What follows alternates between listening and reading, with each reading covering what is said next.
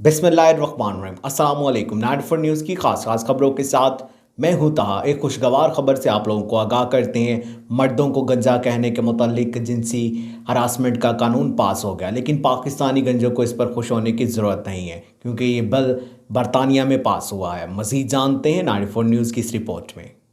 गैर मुल्की खबर रसाज एजेंसी की रिपोर्ट के मुताबिक बरतानिया की अदालत ने अपना फैसला सुना दिया। मर्दों के लिए लफ्ज़ गंजे का इस्तेमाल करना इम्तियाजी सलूक के ज़िम्मे में आता है। इसके बायस इस जुर्म को जिनसी हरासानी में शामिल किया गया। रिपोर्ट के मुताबिक बरतानिया के एक 64 साल टोनी फन की जानिब से गंजेपन का मजाक उड़ाने पर अपने साथी के खिलाफ मुकदमा दर्ज किया गया।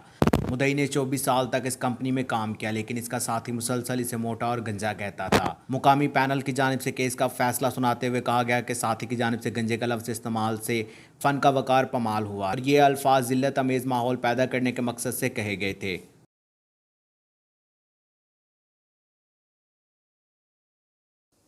अब तक के लिए सिर्फ इतना ही। मज़ीद खबरों और अपडेट के लिए 94 न्यूज़ के साथ रहेगा। अपना ख्याल रखिएगा।